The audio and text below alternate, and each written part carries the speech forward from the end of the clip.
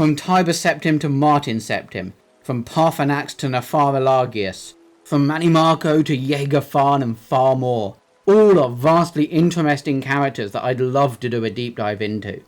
As you can imagine, picking just one underrepresented character to start with was a challenge. Ultimately, I ended up choosing Pelagius Septim III, sometimes known as Pelagius the Mad, as he's a uniquely tragic character and wonderful value. As to fully understand Pelagius, we must also understand Fatima the Wolf Queen Septim.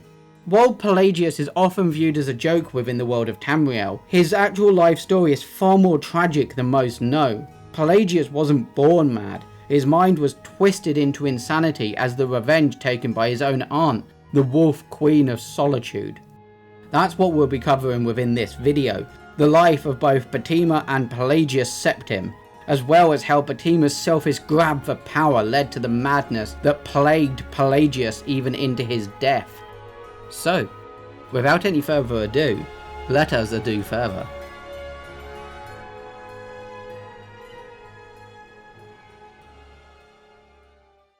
To understand both Pelagius and Fatima, we must understand the bloodline that led up to them, at least a little. Understanding the Septim bloodline can help us understand the background to both Fatima and Pelagius.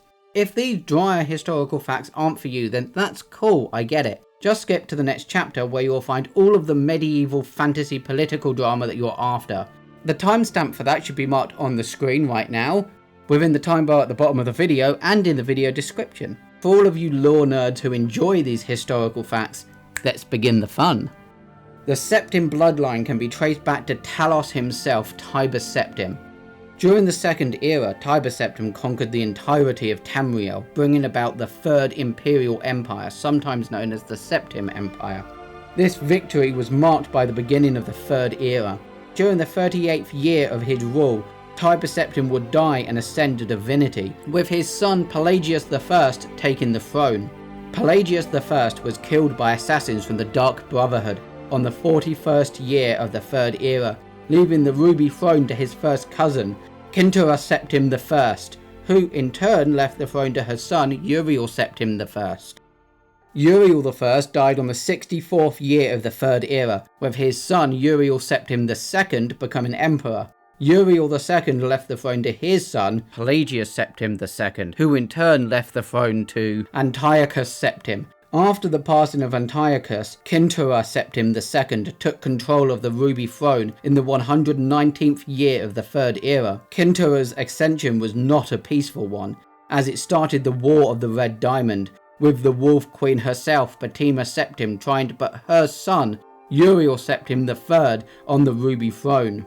The story of Kintura II, heiress to her father Antiochus's throne, is certainly one of the saddest tales in the imperial history. Her first cousin Uriel, son of Queen Fatima of Solitude, accused Kintura of being a bastard, alluding to the infamous decadence of the imperial city during her father's reign. When this ascension failed to stop her coronation, Uriel brought the support of several disgruntled kings of High Rock, Skyrim and Morrowind, and with Queen Fatima's assistance, he coordinated 3 attacks on the Septim Empire. The first attack occurred in the Iliac Bay region, which separates High Rock and Hammerfell. Kintura's entourage was massacred and the empress taken captive. For 2 years, Kintura II languished in an imperial prison, believed to be somewhere in Glenpoint or Glenmora, before she was slain in her cell under mysterious circumstances. The second attack was a series of imperial garrisons along the coastal Morrowind Islands. The Empress's consort, Kontin Arnax, fell defending the forts. The third and final attack was a siege of the imperial city itself, occurring after the Elder Council had split up the army to attack western High Rock and eastern Morrowind. The weakened government had little defense against Uriel's determined aggression, and capitulated after only a fortnight of resistance. Uriel took the throne that same evening, and proclaimed himself Uriel III, Emperor of Tamriel. The year was 3E121, thus began the War of the Red Diamond. Kintura's murder in Glenpoint while in captivity is considered by some to be the end of the pure strain of Septim blood in the imperial family. Certainly it marks the end of something significant. Uriel III not only proclaimed himself Emperor of Tamriel, but also Uriel Septim III, taking the eminent surname as a title. In truth, his surname was Mantiarco from his father's line. The story ends with Pelagius Septim II slain by the Wolf Queen in the 121st of the Third Era. Uriel III took the Ruby Throne by force. The war lasted for 6 more years, ending with Uriel III killed by an angry mob. Pelagius Septim, brother to the Wolf Queen, was crowned emperor. Sepharus's reign was one of continual warfare, as he fought with his sister for control of Solitude. The Wolf Queen of Solitude died during the siege of her city-state, Solitude, within Skyrim during the year 137 of the Third Era. Sepharus would pass away 3 years after his sister in the year 140, leaving the empire to his already elderly brother, Magnus Septim. Magnus would only rule for 5 years, before he passed of natural causes, dying on the 145th year and leaving the Ruby Throne to his son, Pelagius Septim III, better known unofficially as Pelagius the Mad. The book A Brief History of the Empire describes Pelagius's reign as such. Pelagius III, sometimes called Pelagius the Mad, was proclaimed emperor in the 145th year of the Third Era. Almost from the start, his eccentricities of behaviour were noted at court. He embarrassed dignities, offended his vassal kings, and on one occasion marked the end of an imperial grand ball by attempting to hang himself. His long-suffering wife was finally awarded the regency of Tamriel, and Pelagius III was sent to a series of healing institutions and asylums until his death in 3E153 at the age of 34. The third addition to the Pocket Guide to the Empire described Pelagius as Sheogorath-touched, inferring the Daedric Prince of Madness was responsible for having twisted Pelagius's mind. But was the Mad Prince the real cause of Pelagius's insanity, or was there another to blame?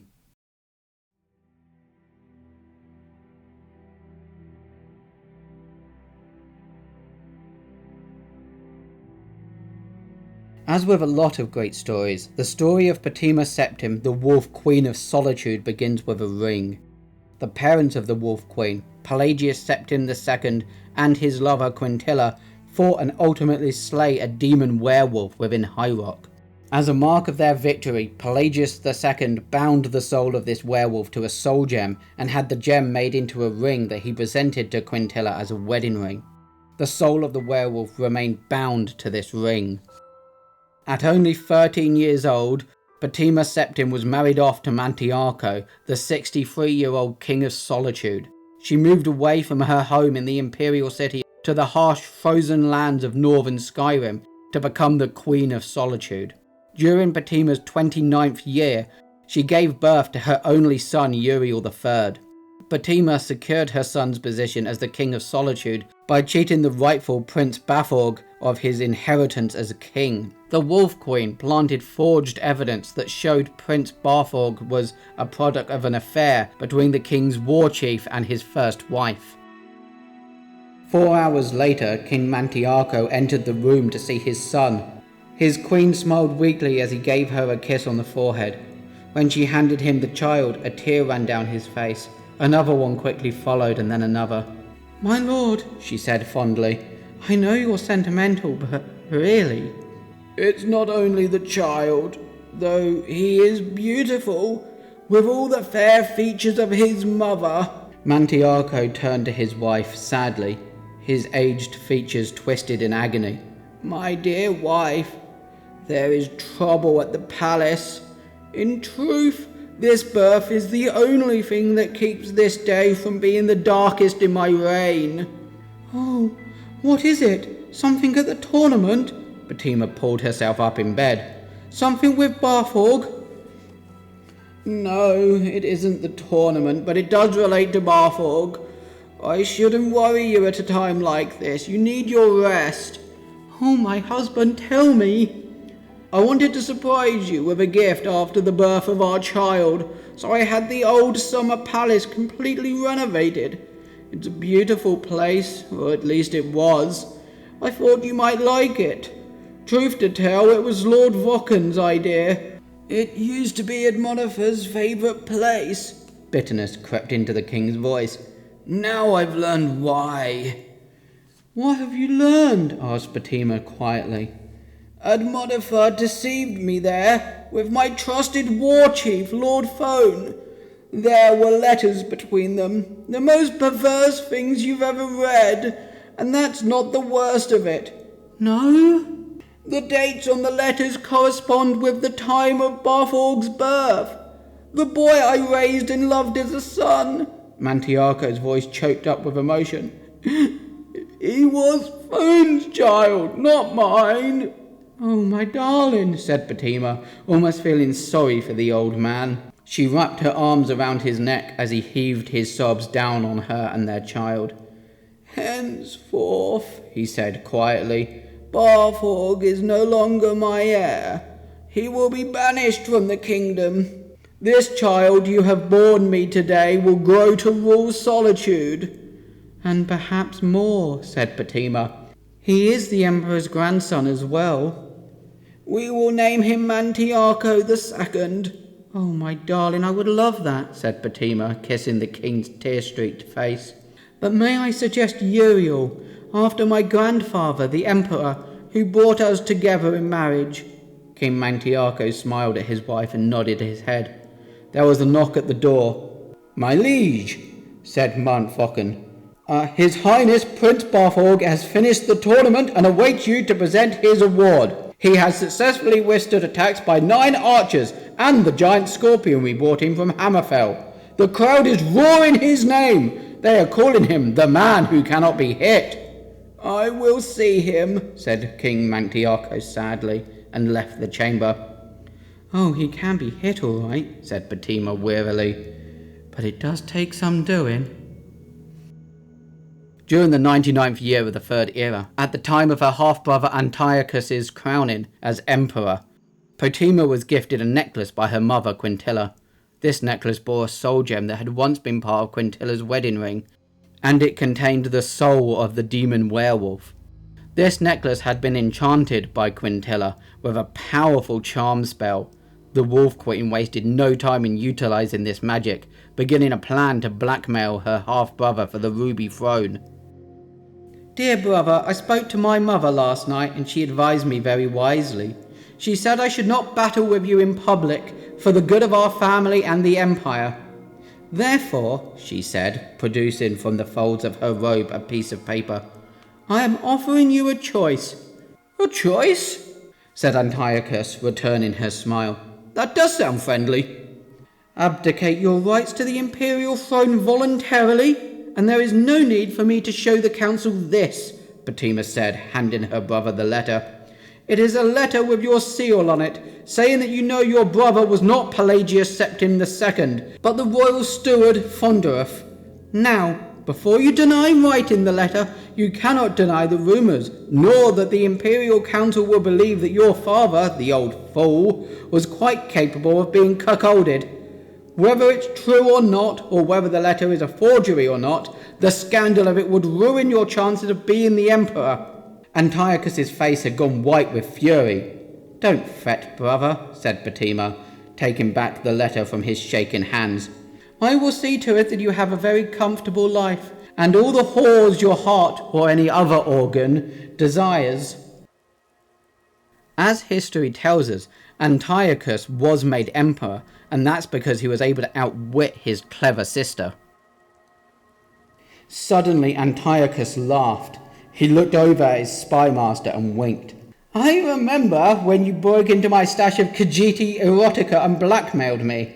That was close to 20 years ago. We've got better locks now. You must have noticed. Oh, it must have killed you that you couldn't use your own skills to get what you wanted. Septima merely smiled. It didn't matter, she had him. You must have charmed my servant here into getting you into my study in order to use my seal. Antiochus smirked. A spell, perhaps, from your mother the witch? Septima continued to smile. Her brother was cleverer than she thought. Did you know that charm spells, even powerful ones, only last so long? Of course you didn't. You never were one for magic. Let me tell you, a generous salary is a stronger motivation for keeping a servant in the long run, sister. Antiochus took out his own sheet of paper. Now I have a choice for you. What is that? Said Fatima, her face faltering. It looks like nonsense, but if you know what you're looking for, it's very clever. It's a practice sheet. Your handwriting attempting to look like my handwriting. Oh, it's a good gift you have. I wonder if you haven't done this before, imitating another person's handwriting. I understand a letter was found from your husband's dead wife, saying that his first son was a bastard. I wonder if you wrote that letter. I wonder if I showed this evidence of your gift to your husband, whether he would believe you wrote that letter. In the future, dear wolf queen, don't lay the same trap twice. Fatima shook her head, furious, unable to speak. Give me your forgery and go take a walk in the rain, and then, later today, unhatch whatever other plots you have to keep me from the throne. Antiochus fixed his eyes on Fatima's. I will be emperor, wolf queen. Now go. Fatima handed her brother the letter and left the room. For a few moments, out in the hallway, she said nothing. She merely glared at the slivers of rainwater dripping down the marble wall. Yes, you will, brother, she said, but not for very long. The Wolf Queen would continue to manipulate the political landscape of Tamriel until Antiochus slipped into a coma and ultimately passed away in the year 119. Fatima used the death of her half-brother as a chance to claim the Ruby Throne for her son Uriel III. I find listening to the Wolf Queen's speech to the Elder Council is very enlightening, so let's have a read of that now. Fatima's speech to the Elder Council is perhaps helpful to students of public speaking. She began with flattery and self-abasement. My most august and wise friends, members of the Elder Council, I am but a provincial queen, and I can only assume to bring to issue what you yourselves must have already pondered. She continued on to praise the late emperor, who had been a popular ruler despite his flaws. He was a true Septim, and a great warrior, destroying, with your counsel, the near-invincible armada of Pandemora. But little time was wasted before she came to her point. The Empress Grisilla unfortunately did nothing to temper my brother's lustful spirits. In point of fact, no whore in the slums of the city spread out on more beds than she. Had she attended to her duties in the imperial bedchamber more faithfully, we would have a true heir to the empire, not the half-wit milksop bastards who call themselves the emperor's children. The girl called Tintura is popularly believed to be the daughter of Grisilla and the captain of the guard. Oh, it may well be she is the daughter of Grisilla and the boy who cleans the cistern. We can never know for certain, not as certainly as we know the lineage of my son Uriel, the eldest true son of the Septim dynasty. My lords, the princes of the empire will not stand for a bastard on the throne, that I can assure you. She ended midly, but with a call to action. Prosperity will judge you. You know what must be done. This speech was ignored, and Quintus Septim II was crowned as empress. Thus began the War of the Red Diamond. While the exact time that Fatima began to meddle in the dark art of necromancy is debated, the earliest possible point of her using necromancy is here, during the beginning of the war. Certain rumours from this early point in the war speak of the Wolf Queen raising armies of the undead to fight for her. All official sources deny this connection to necromancy during this early point in the war. Considering this has never been confirmed, I will let you make up your own minds. Eventually, Fatima captured her niece, Kintura, and had her executed. Due to Fatima's talent for forgery, it's possible that the war updates from Kintura were forged. Because of this, it's impossible to know precisely when Kintura was killed. It's almost certain that the letters from the Empress continued after her death, either as forgeries or penned by an undead Kintura enthralled by Fatima. During the chaos of war, Fatima's brother Magnus Septim and his wife Euphella welcomed their first child, a boy named Pelagius III. It's worth mentioning that Pelagius III was born a healthy and happy boy and remained completely sane up until his 11th year. Following the death of Kintura Septim II, Batima's son Uriel Septim III stormed the imperial city and was crowned emperor. The death of the beloved Kintura rallied more of Tamriel against the Wolf Queen and her son. This victory was short-lived for Uriel Septim III as he was captured by his uncle Sepphoris. While Uriel was being transported to Hammerfell, his caravan was ambushed by an unruly mob, and the emperor was burned alive within his carriage. "A rider approaches," said Lord Fockhoff, breaking the silence. The young red-garbed woman was wearing the crest of Ghislaine, but carried a white flag. Batima allowed her to approach. Like the courier from the morning, the rider was well travel-worn. "Your Highness," she said, out of breath, "I have been sent from your brother, my lord King Sepphoris, to bring you dire news. Your son Uriel was captured in Ichstag on the field of battle, and from there transported to Ghislaine." "I know all of this," said Batima scornfully. "I have couriers of my own." "You can tell your master that after I've won this battle, I'll pay whatever ransom or exchange." "Your Highness, an angry crowd met the caravan your son was in before it made it to Ghislaine," the rider said quickly. "Your son is dead. He has been burned to death within his carriage. He is dead." While the war was over, the Wolf Queen kept on fighting, refusing to accept her loss. It's during this point that we know for certain that Queen Batima, pushed into a desperate situation, began to use necromancy. All those once loyal to her turned and pledged allegiance to her brother, Emperor Sepphoris Septim. Batima continued to fight a losing battle, her area of influence dwindling and dwindling until only her kingdom of solitude remained in her power. She summoned Daedra to fight for her, had her necromancers resurrect her fallen enemies as undead warriors, and mounted attack after attack on the forces of her brothers, the Emperor Sepphoris Septim III and King Magnus of Lilmoth. Her allies began leaving her as her madness grew, and her only companions were the zombies and skeletons she had amassed over the years. The Kingdom of Solitude became a land of death. Stories of the ancient Wolf Queen being waited on by rotting skeletal chambermaids and holding war plans with vampiric generals terrified her subjects. Magnus Septim and his imperial armies were able to retake Solitude, slowly defeating the armies of the undead standing in their way. The Wolf Queen was cornered, trapped within Solitude Castle, with the imperial army holding the city of Solitude outside the castle walls. The Wolf Queen managed to sneak out of the castle, hiding amongst the crowds of people within the city. It's here that she enacts her cruel revenge against the empire she had been at war with for so long. "I have to go meet with the commander now, but we can talk at supper. You can make yourself busy and not get into any trouble." "Yes, sir," said Pelagius. He understood that his father had to continue to hold siege on Aunt Batima's castle. After they took it over and locked her up, they would move out of the inn and into the castle. Pelagius was not looking forward to that. The whole town had a funny, sweet, dead smell, but he could not even get as close to the castle as the moat without gagging from the stench. They could dump 1,000,000 flowers on the place and it wouldn't make any difference at all. He walked through the city for hours, buying some food and then some ribbons for his sister and mother back in Lilmoth. He thought of who else he had to buy gifts for, and he was stumped.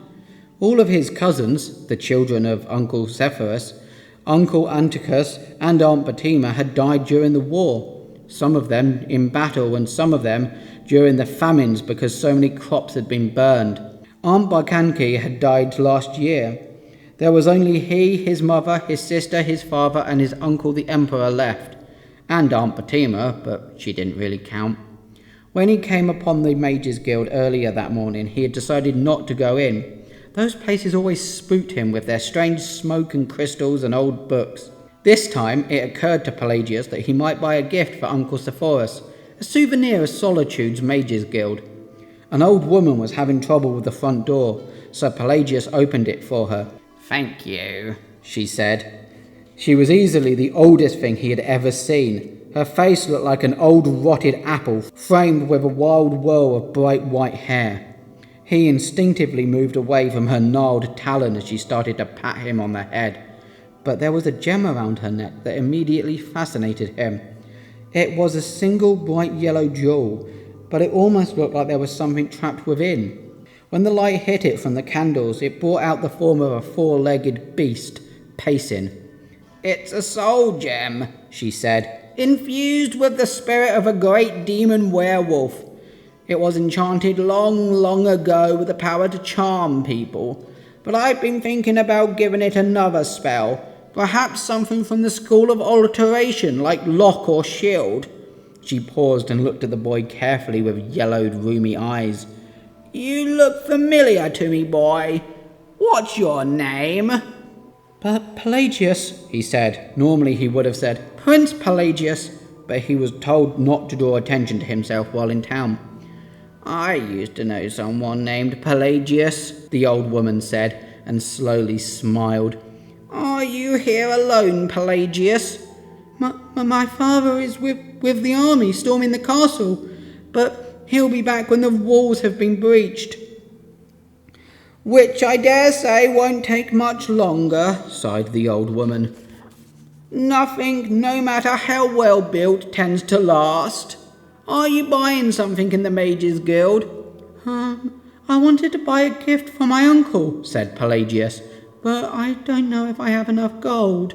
The old woman left the boy to look over the wares while she went to the guild enchanter. He was a young Nord, ambitious and new to the Kingdom of Solitude. It took a little persuasion and a lot of gold to convince him to remove the charm spell from the soul gem and imbue it with a powerful curse, a slow poison that would drain wisdom from its wearer year by year until they had lost all reason. She also purchased a cheap ring of fire resistance.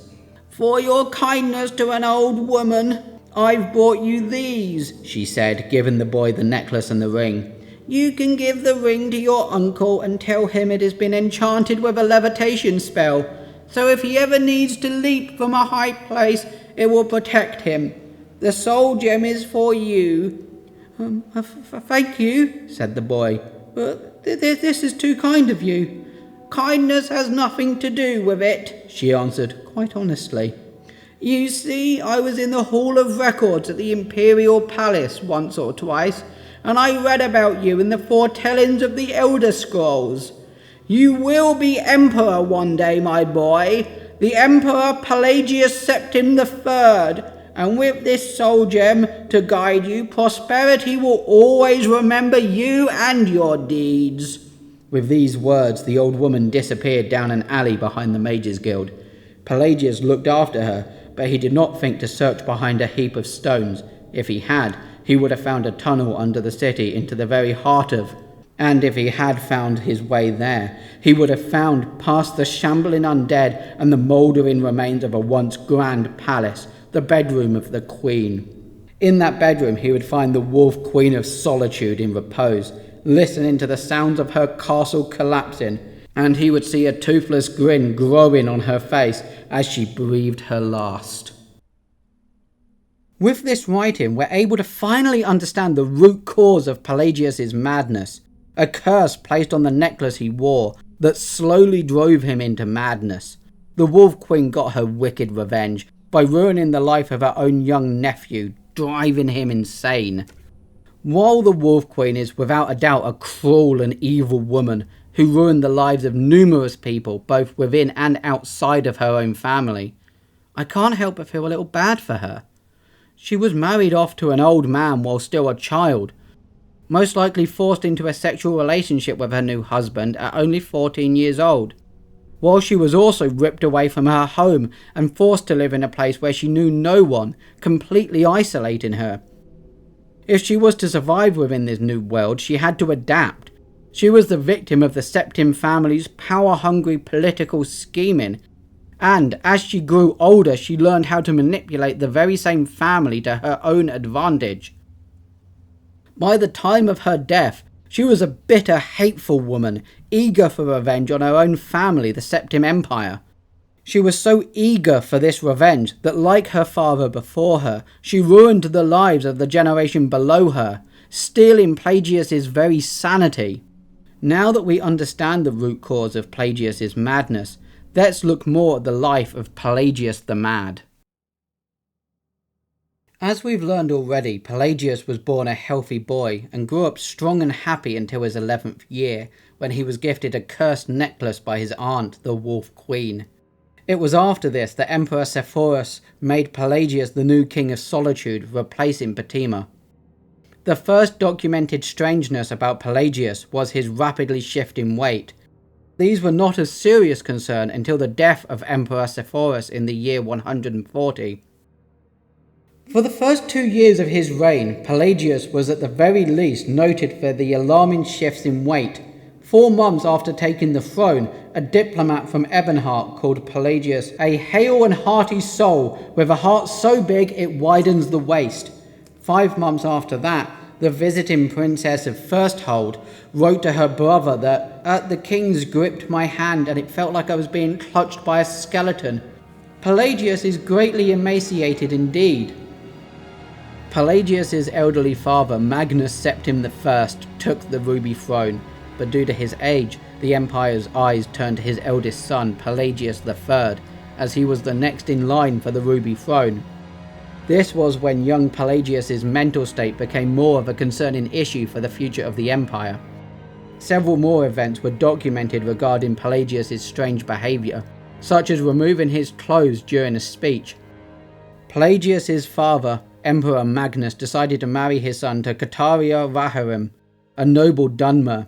This marriage was done for a combination of reasons. Nordic kings who marry dark elves seldom improve their popularity. There are 2 reasons most scholars give. Magnus was trying to cement relations with Ebonheart, where the Cataria clan hailed. Ebonheart's neighbour Mournhold had been a historical ally of the empire since the very beginning, and the royal consort of Queen Bohethia had won many battles in the War of the Red Diamond. Ebonheart had a poorly kept secret of aiding Uriel III and Patima. The other reason for the marriage was more personal. Cataria was as shrewd a diplomat as she was beautiful. If any creature was capable of hiding Pelagius' madness, it was she. Magnus died in the 145th year of the Third Era, leaving the ruby throne to Pelagius Septim III. Due to his growing insanity, Pelagius never truly ruled Tamriel. That duty fell to his wife, Pelagius Septim, and the Elder Council. What little Pelagius did only harmed the image of the empire. It was said when the Argonian ambassador from Blackrose came to court, Pelagius insisted on speaking in all grunts and squeaks, as was the Argonians' natural language. Pelagius' madness only worsened until it reached the point of violence. He would begin attacking visitors, often biting and clawing at them like a rabid animal. What we will never understand is how aware Pelagius was of his own madness. Was he aware that his sanity had been stolen from him by the Wolf Queen, or was he too lost in his own insanity to mourn this loss? Whatever the answer, it was at this point that Pelagius was sent to various private asylums. In a twist strange enough to fit Pelagius himself, Empress Katara fell pregnant shortly after Pelagius was institutionalized. Rumours of Kataria's infidelity ran amok, but have never been confirmed one way or the other. She was reported by staff of the asylum as having visited her husband's cell shortly before her pregnancy was announced. Perhaps, with the cursed necklace removed by staff, Pelagius regained enough clearness of mind to lay with his wife. Perhaps Cataria, desperate for an heir to the throne, forced herself on her husband within his cell. Or perhaps the rumours of infidelity were true. At this point, too much time has passed for us to know for certain if Cataria and Pelagius' son, Cassinda Septim, truly carried the Septim blood. Considering that, like all the Septims before him, Cassinda was able to wear the Amulet of Kings, it's more than likely that he did carry his father's blood within his veins. For those unaware, the Amulet of Kings is an amulet worn by all the worthy emperors of Tamriel, but it can only be worn by Dragonborn. Tiber Septim's divine blood blessed all of those descended from him as Dragonborn. As Cassinda was able to wear the Amulet of Kings, it's very likely that he was the true son of Pelagius III. But Although rare, there have been accounts of Dragonborn being born to non-Dragonborn parents, so this isn't definitive proof. According to the book The Asylum Ball, shortly before his death, Emperor Pelagius III hosted a grand ball within Torval Asylum in Elsewhere, that no one besides the staff of the asylum attended. We get more accounts of the Emperor's violent tendencies within this story, as the Emperor begins to cut himself with the diamonds sewn into his ballroom robes. The book itself doubts the authenticity of such a story, stating, quote, "My great-great-uncle was a warder at the asylum in Torval, and this is the story that has been passed down in my family from his generation to mine. Perhaps it is purely apocryphal, but when I was told it, it was whispered in such a way that it was meant to be taken seriously." End quote. This story may or may not have been true, but it goes to show the reputation that Pelagius the Mad would go on to have amongst the people of Tamriel.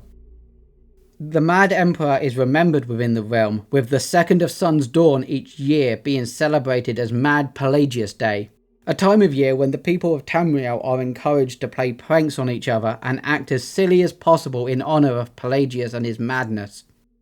Despite this jovial tone in the memory of Pelagius the Mad, there is more of a tragedy than a joviality to Pelagius Septim III in my opinion. One that's not often brought up when discussions of the Mad Emperor are. He's the victim of a family so power hungry that they tore themselves apart.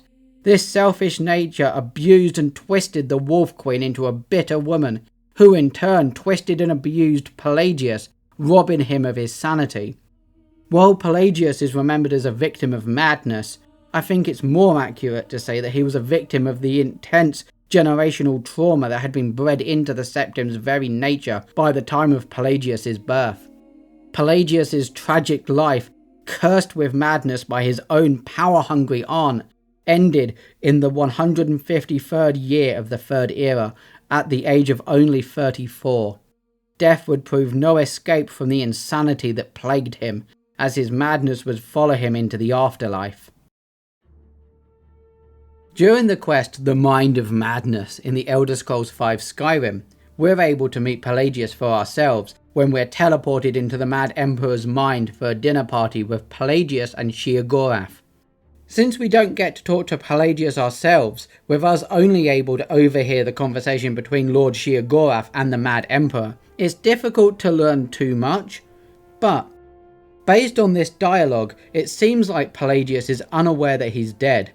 I say this because of Pelagius saying that he must return to his ceaseless responsibilities and burdens, despite Pelagius being free from any such responsibilities due to being dead. Yes, go. Leave me to my ceaseless responsibilities and burdens. After the last Dragonborn confronts Pelagius's paranoia, nightmares and anger issues, we're able to finally free Pelagius from his madness 481 years after his death. Pelagius Septim III, once the Mad Emperor of Tamriel, now so boringly sane. I always knew he had it in him. We never get to interact with Pelagius after this, but it feels nice to know that we've freed Pelagius from the curse that his aunt placed on him 504 years prior. It's subtle, but we freed Pelagius from the generational trauma that had held him prisoner for hundreds of years after both his death and the end of the bloodline that caused the trauma in the first place. A small but quietly powerful moment if you take the time to truly reflect on it. It's stories like this that really allow the Elder Scrolls to stand strong as one of the most interesting and believable fantasy worlds within not just gaming, but the genre as a whole.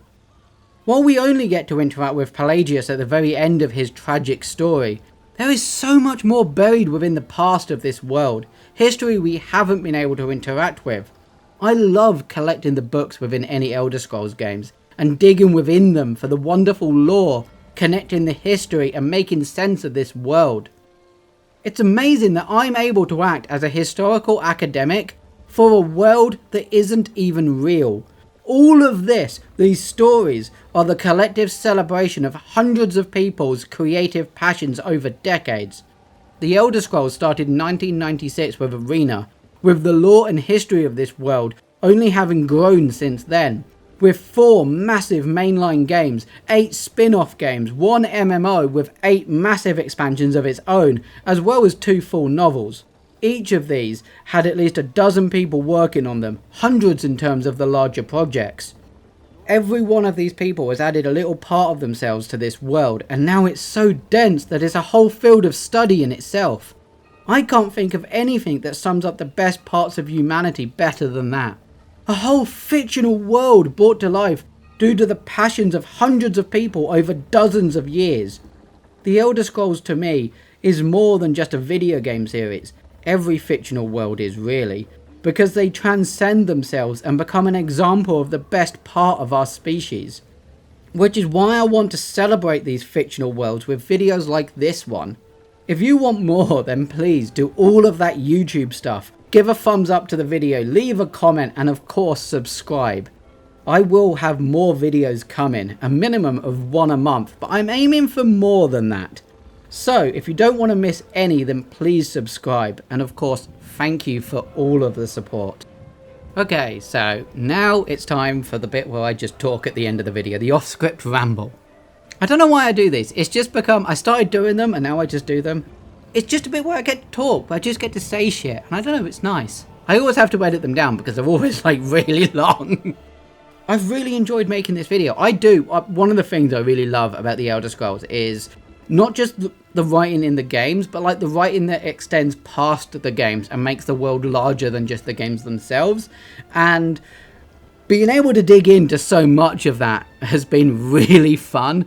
Like, I took this photograph of all of the tabs. So I've got all of the lore books. You can buy these physical lore books. They're called the Elder Scrolls libraries. Getting to go through them and reread some of these stories in here and like take notes, put my little tabs in. Oh my god, it's been so fun. I've really enjoyed like the research part of this video. And being able to share it with like so many people who seem to genuinely also care about this fantasy world is like really, really fun. I've really like genuinely. I'm looking forward to making more of these videos. The next one I have planned, not counting in the Ace Combat series that I'm planning on having be like just... So I'm having the Ace Combat series be a monthly thing until we finish the end of that timeline. And then I'm going to move on and do a Resident Evil series in the same spot the first Friday of each month. But my next video, because I'm kind of getting hyped for Resident Evil 9 Requiem that comes out next month, I'm planning on doing like a look at the hunter and the subspecies of hunters within the Resident Evil series. So I don't know, that might be a bit different and interesting. We will once again be dealing with like in-game documents and stuff that talks about them. So it'll be sort of similar to this, but also a bit different because obviously it won't be the Elder Scrolls, it won't be fantasy, it'll be sort of biological horror and Resident Evil stuff. I love Resident Evil. I've got a Resident Evil tattoo, by the way. That's how much I like Resident Evil. I also want to look, not just because this is like the thing that I find really interesting about like Resident Evil. Like you've got the Resident Evil games, right? Then you've got the Resident Evil live-action films. Then you've got the Resident Evil live-action TV series that was on Netflix for a hot minute, 1 season. And then you've got the Resident Evil remake live-action films. Then you've got the Resident Evil CGI films. And then you've got the S.D. Perry novels. And you've got the Paul W. Anderson novelizations as well. So you've got all of these different, like, versions of Resident Evil, and we've seen so many different takes on the same idea, and it'd be really interesting to look at like these creatures across all of them. As I normally say, it's probably quite late. It's actually not that late. It's only 8 o'clock as I record this. I normally do it much later.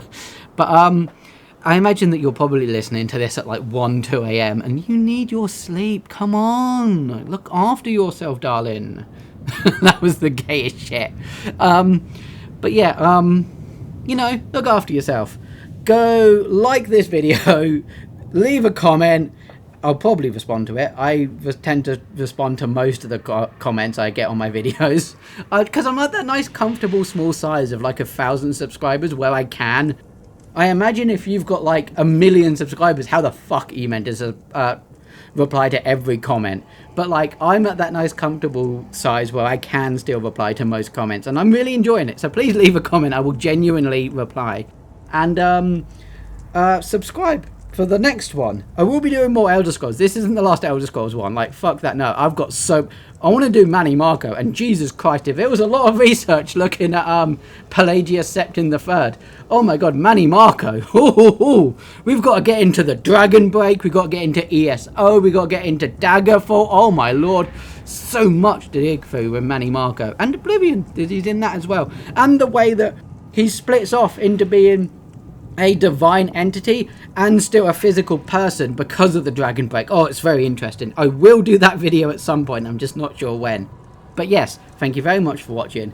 Leave a comment, leave a thumbs up, and subscribe. And I will see you during the next video. Thank you very much for watching, and goodbye. Ta-ra.